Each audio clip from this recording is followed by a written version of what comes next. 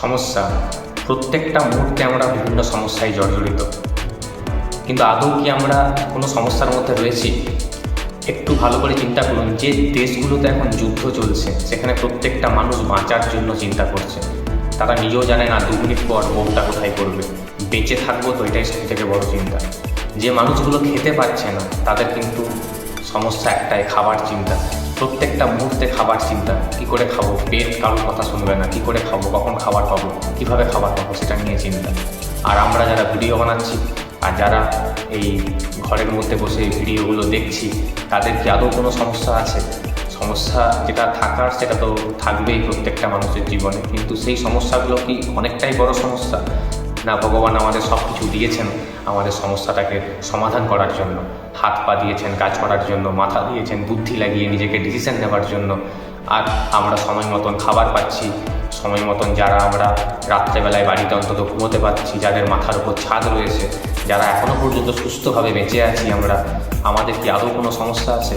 না, আমরা সমস্যাটাকে বড় করে দেখছি।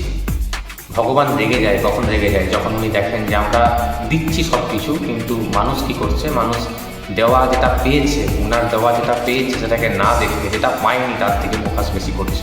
কে কী করলো, কে কী বললো, কীভাবে কী হলো, এই সবের উপর ফোকাস না করে যদি আমরা নিজেদের ওপর ইমপ্রুভমেন্ট করি, যা পেয়েছি সেগুলোকে নিয়ে জীবনটাকে উপভোগ করতে পারি, তাহলে আমাদের জীবন কিন্তু খুব সুন্দর।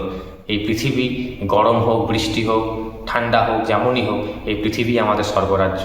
যদি আমি গরমকে সমস্যা ভাবি, তাহলে আমাদের এই পৃথিবীতে প্রচুর মানুষ রয়েছে এই দুপুর রোদের মধ্যে, কাঠফাটা রোদে, যেখানে তারা রাস্তায় দাঁড়িয়ে কাজ করছে বা মানুষের সেবা করছে।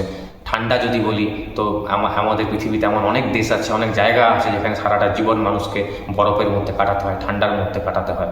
তো সব কিছুর সলিউশন আছে। আমরা যেটা ভাবি সব সময় সেটা কিন্তু নয়।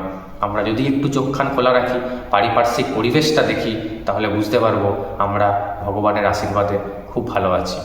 ভালো থাকবেন সবাই।